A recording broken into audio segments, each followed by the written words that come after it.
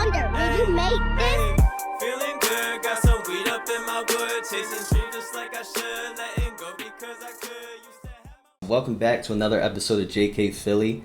We are here today with a fan, reporter, talker about the Brooklyn Nets. Nets fan, you know, Pete.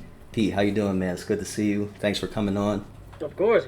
Thanks for having me on, man. If you guys don't mind, can I just interrupt? Can I just tell the people like who I am before we start up? Yeah, I was actually going to go right into that. I was going to give a little background of just saying, you know, what we just talked about basically we just started our channel, of course, for new fans and fans coming around to the channel. We just started our channel talking about the Sixers and Philadelphia sports. So we would love for our fans, and of course, if your fans come over and watch too, to just give a little bit of background, who you are, why you made the channel, how you're so invested into the Brooklyn Nets. So just give us the rundown. Oh man, I don't want to bore the people. I'm sure they're more interested in the team. But like you said, my name is Pete. I'm a lifelong Nets fan, born and raised in Brooklyn, New York. Fan of the team, even when they were in New Jersey. A lot of losing. In New York, the team gets pretty much no coverage until 2012 when they moved to Brooklyn. There was not even a lot of fan podcasts. I wound up making a podcast with my best friend. We'd go to the bar, we'd get into drunk arguments. It's like, this might be fun. This might be interesting. Maybe some people would be interested in this. He winds up getting married. He has to go. I just keep on doing my thing. I get very lucky just to know the right people. Get a couple good interviews here and there. I've interviewed Aaron Williams, a former New Jersey Net who played on one of the finals teams. I talked to a lot of the beat writers. I don't consider myself an insider, even though I know people who work in the building, and I've been in places in the Barclays Center where really I shouldn't be. Mm-hmm. I got very lucky to know the right people at the right time. Right. And that's it. I don't consider myself an insider, but I figured it this way. If I'm talking to someone and they just pass me information, why wouldn't I want, my fellow fans to know? I don't consider myself always right. I even hate talking about myself like this, but I kind of want to get the, not message, but kind of give an idea to the people who I am. I'm not someone who's just speaking into a microphone and just bullshitting. If it's something I don't know, I'm going to say, I have no clue. Right. But that's it. I'm just going to keep it 100 with you guys. For sure. And I'm excited. For sure. Hate the team, but you guys seem cool. Yeah. Yeah, no, that's cool though. Rooting for them when they're in New Jersey, and then them coming to your hometown. It's going to be even more special for the team coming to Brooklyn. Oh, you have no idea, man. Brooklyn is kind of like its own city, and for a while, Brooklyn Dodgers used to be around. They moved to LA, and sports is obviously huge in New York City, and the Nets coming has been a huge thing. Knicks still run New York City. I'm not one of these people who's delusional. Knicks still run the city, but there's a huge growing fan base of this team. And that's it. It's fun to be a part of it, even though there's a lot of losing.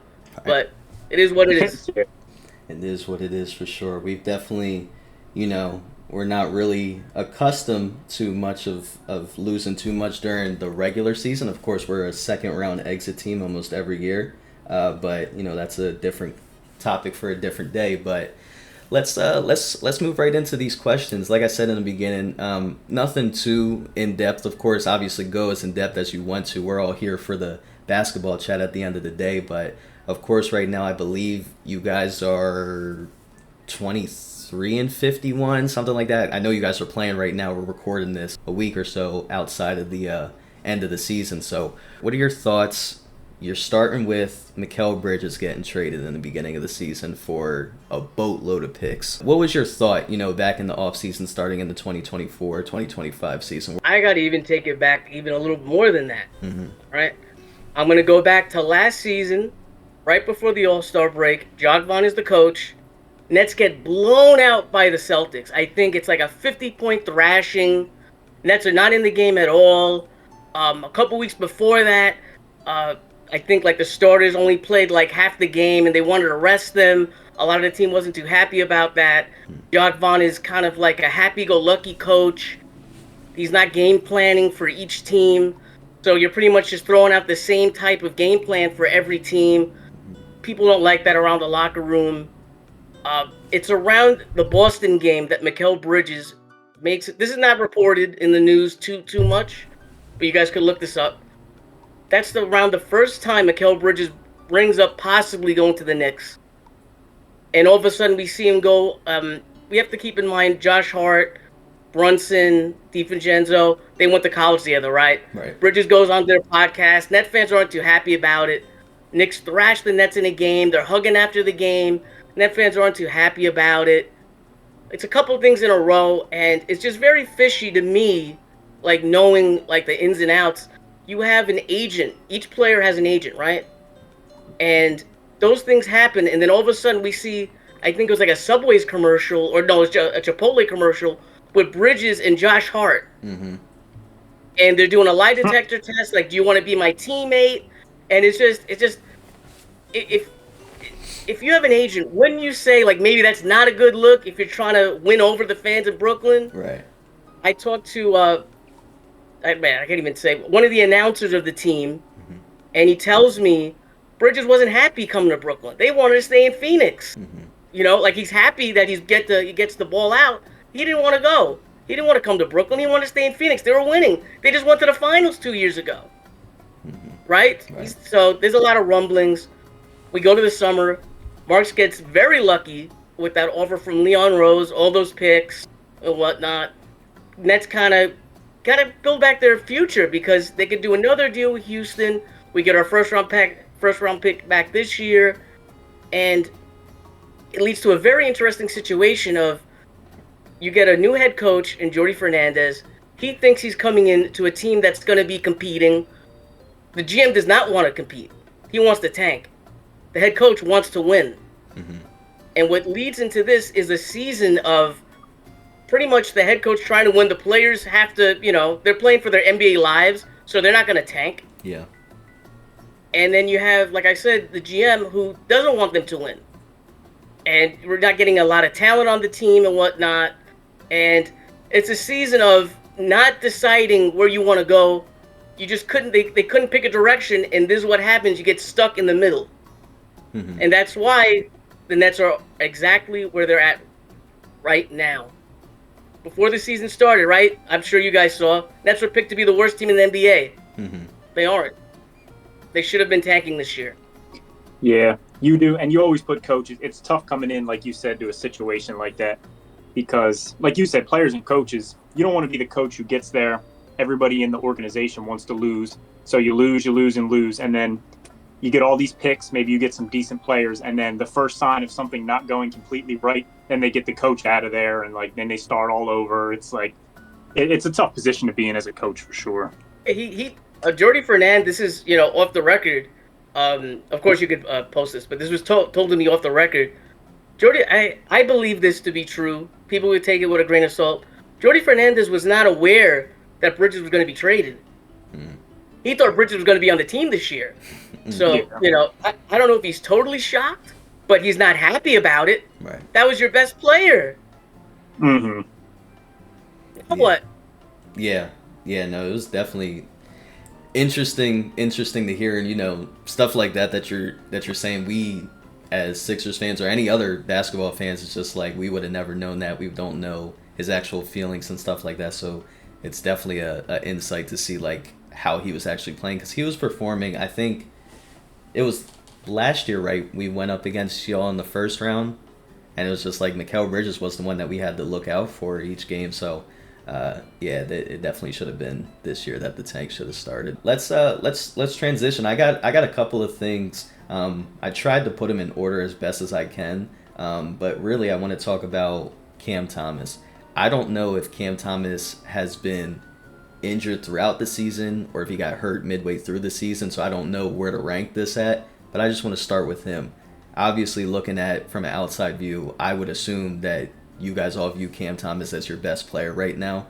Tell me a little bit about Cam Thomas, because he had a lot of buzz in the beginning of the season where I was seeing him a lot on sports media pages and stuff like that. Like, is he going to be your future guy, you think? I would say that he is the building block if you had to look right now. But I think the Nets' biggest problem is the lack of young talent. You have Noah Clowney, who plays power forward. Nick Claxton is still sort of young, but he's on a bigger contract. You don't have too many young players that you could be like, man, that looks like a young Maxey. You know what I mean? Like you could see it happening. Cam Thomas is an all-out bucket getter. He was hurt this year. He had hamstring issues. I always say hamstring is the most up minor injury because will it keep you out like forever? No, but if you don't rest, it's going to be lingering. And you see with guys like James Harden, and that's it. And you know they really didn't want to win this year, but Cam Thomas is about to be a free agent. This is a lot of money on the line. Right. He plays about 20. I think he played 25 games. Puts up good stats. His game is getting better. I would say he is our best player by far. It's just we can get into deeper whether you want. I don't want to give too long-winded answers, but it's hard to tell whether he's a sixth man or he's a starter on a good team because he's definitely a bucket getter. There's no doubt about it, right? And his game is getting better. The defense was an issue. He's getting better with like on-ball defense in particular, I think. And I think he's going to continue to get better. But a lot of people don't know where to grade him. Is he a big scorer on a team? Or is he going to be a legit like weapon on a playoff team? Right. That's the question. He's a bucket getter. He could score pretty much anywhere on the court. You could see him pulling up from half court, as corny as that sounds, but he's done it before. Like in big games, Nets are down by 2, pulls up from half court, hits a 3, right?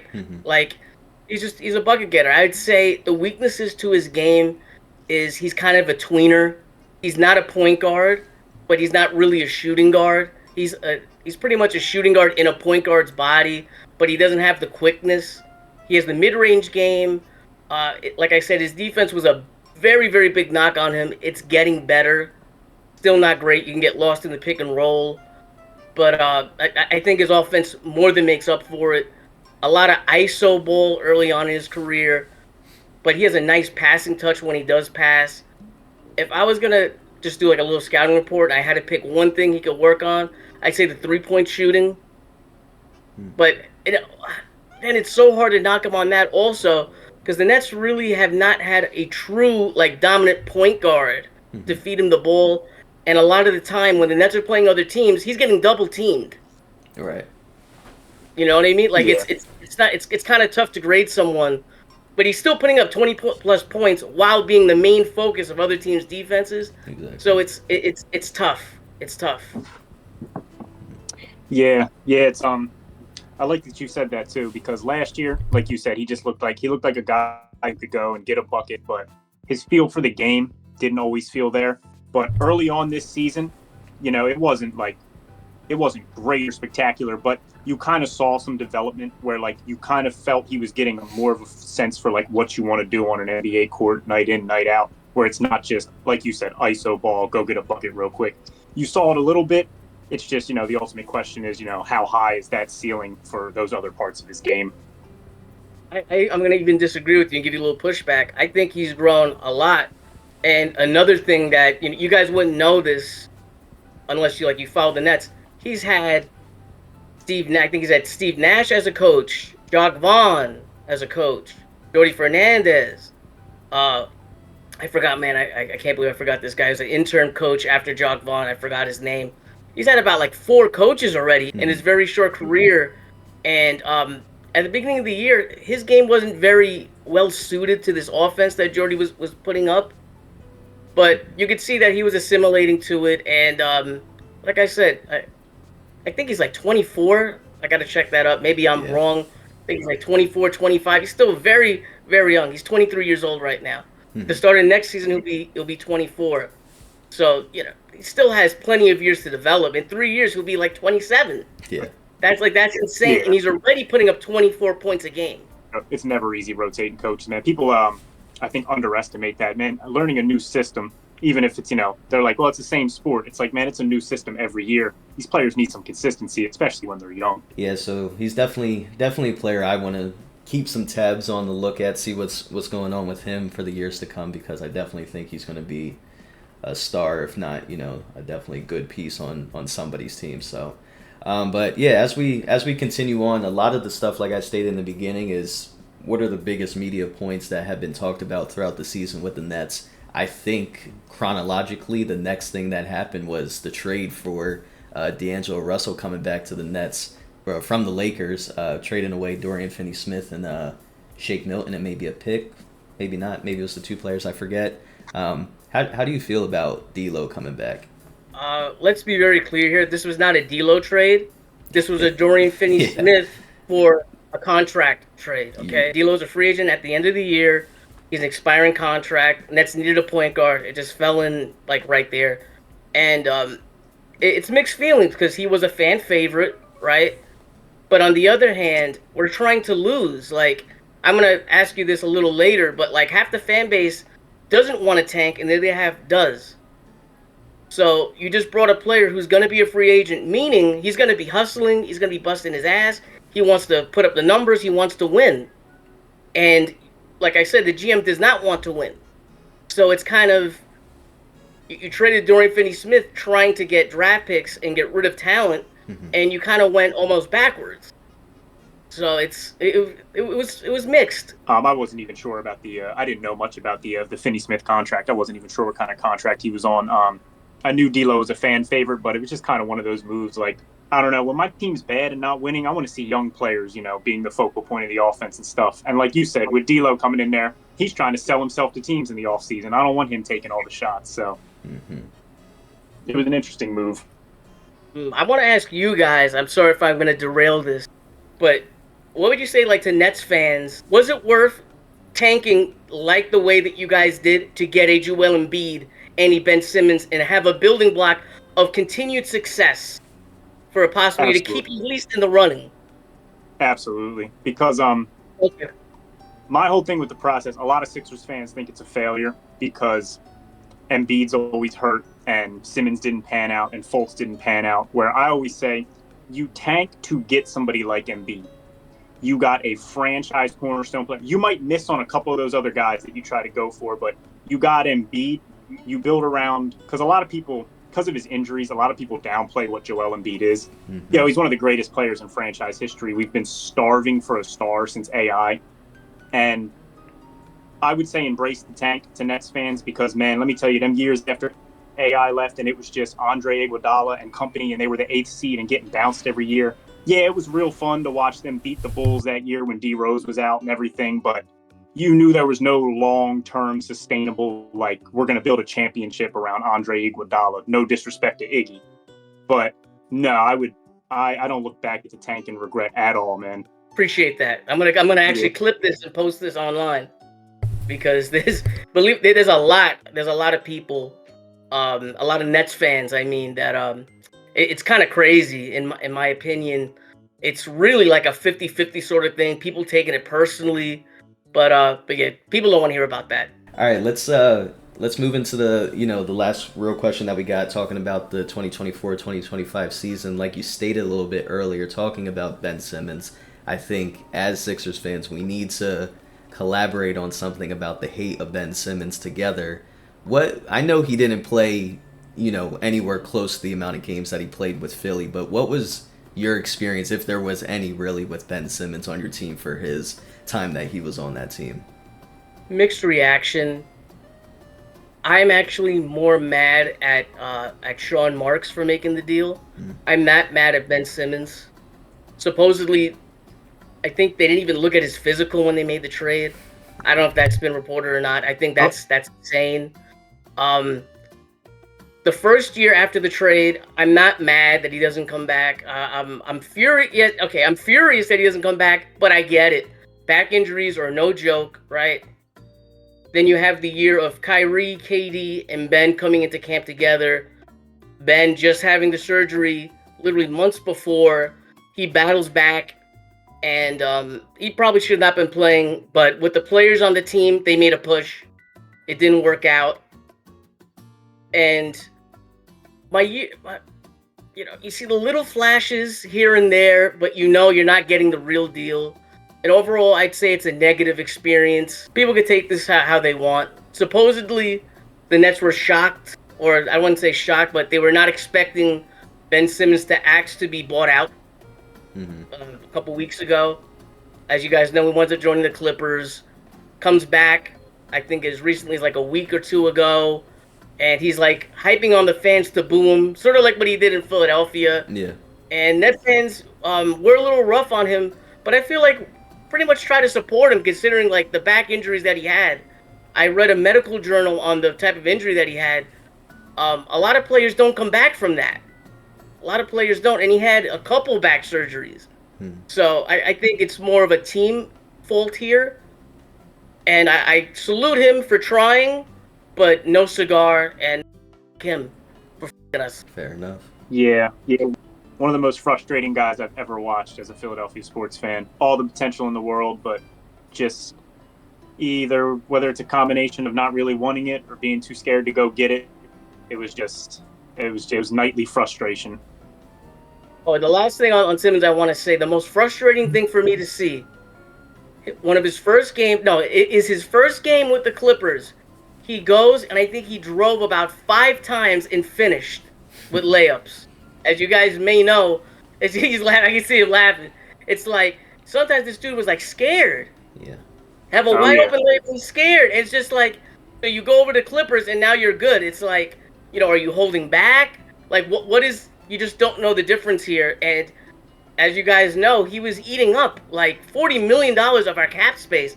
Literally had the franchise like hung up and arrested. We couldn't move because of him. Yeah.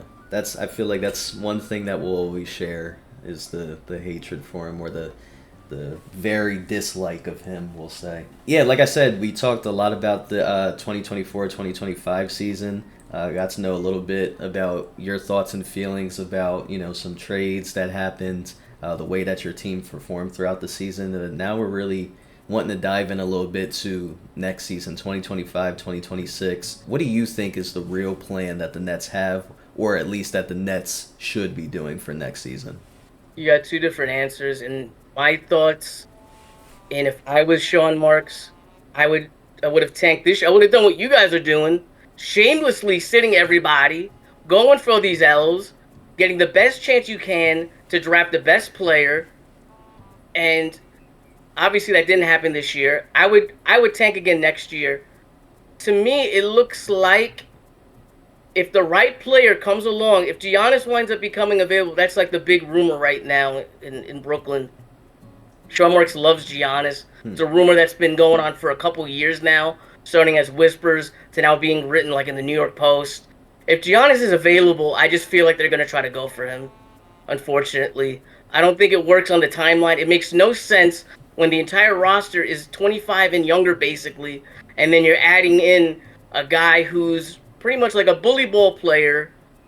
He's not really super reliant on shooting. So I don't know how much longevity he has in his game. I'm sure it would work out for like 2 years. But as a Nets fan, I want a long-term window.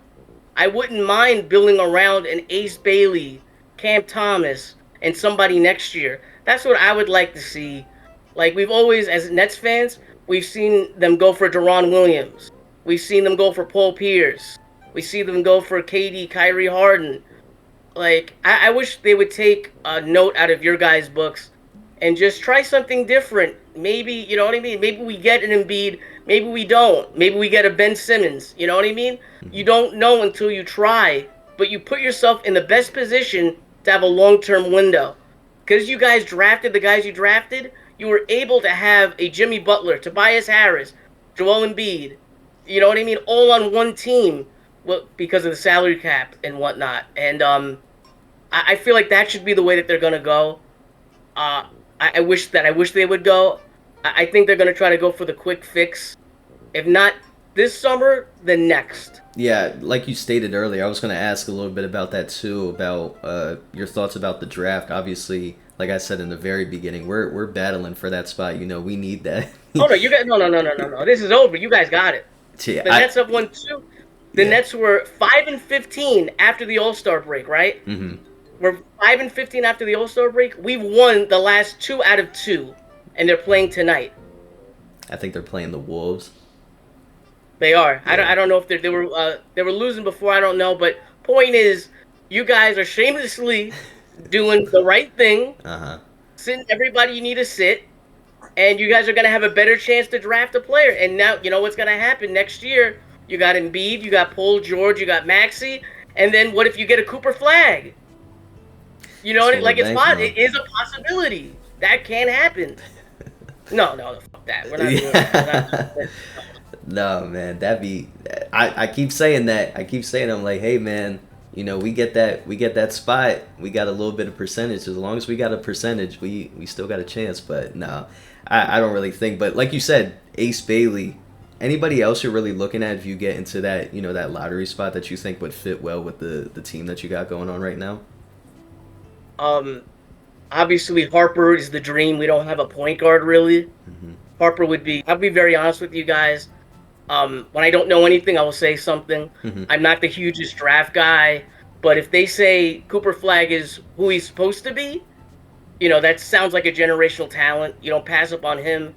But the Nets' dream scenario, if not Cooper Flag, would be getting Harper at 2, to have a point guard to build around. That's the dream. I think that happens? Probably not. I think they get maybe a Jeremiah Fears Mm-hmm. or one of the other point guards.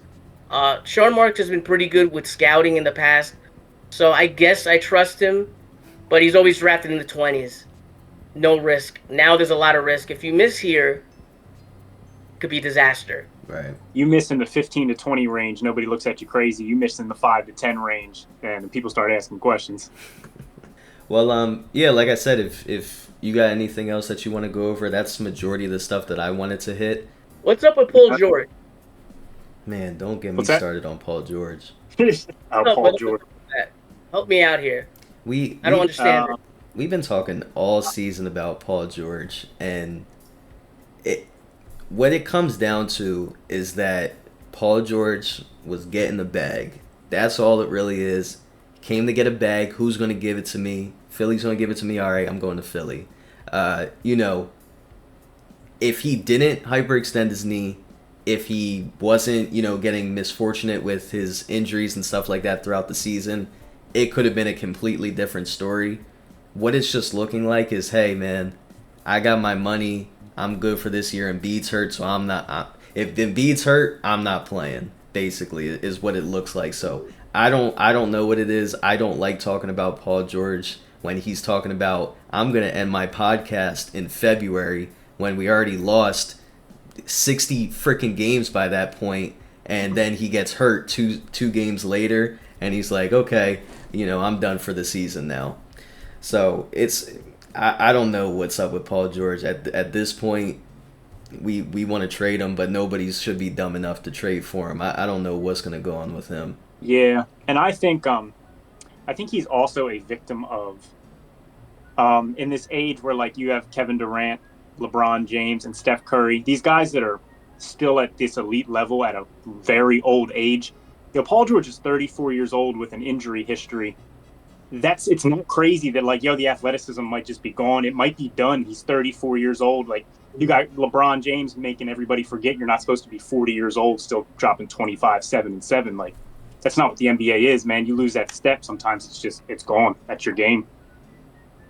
My last question for you guys is, does the fan base know how lucky you are to have Daryl Morey as like a GM or I don't know if he's GM or president, like basically running your team, like how good of a GM he is? People are really conflicted with Daryl Morey for a plethora of reasons. I think the biggest one that is making a lot of, not educated enough Phillies fans are just like giving Embiid that extension and then him having a terrible season like this. So now it's Daryl Morey's fault for doing that. Daryl Morey helped sign Paul George, and then Paul George did absolutely nothing. That was Daryl Morey's fault. So people is like, we're just looking at that. We got a lot of good pickups from Daryl Morey when he was with us, though. Like, we got Quentin Grimes, who was just like, that was a random trade out of nowhere, but like we were signing guys like that and bringing up our G League guys. We got Jared McCain out of that, who was supposed to win Rookie of the Year this season. Like, we got a lot of good stuff coming from him. Obviously, I think with Embiid and Paul George, that's definitely going to outweigh the good that he did for the team, which is unfortunate. But at the same time, it is what it is. It's not going to be hard for him to find a job if that's what the Sixers end up doing and letting him go for, whatever reason. Yeah, and I don't think he's the perfect GM, but no. I appreciate a GM who doesn't sit around on his ass and do nothing. Daryl Morey got here and he was like, okay, bam, how about James Harden? How about we give this a shot? Like, we're here. It didn't work out. That was really the Sixers' fault. He put them in a perfect position. They were up 3-2 on the Celtics, and they blew the last 2 games. That's not on Daryl Morey, but you got a GM who's come in, and ever since he's come in, he just keeps shuffling the deck, trying to see if something new will work. He doesn't just sit here and go, hey, let's run the same 5 guys out again this year, and maybe something will change. At least he tries new stuff, man. Yeah. I think he's a win-now coach. A win-now type of executive, right? I don't know if you want him to have your team when you're rebuilding, but as far as a contending a team, I think he's one of the best of making the move and getting that guy if he thinks it's going to help the team. I think he's a good GM or president or whatever he is for you guys. Yeah, GM. Yeah. I feel like, it's one of them things, too. Fans blame everybody before the players.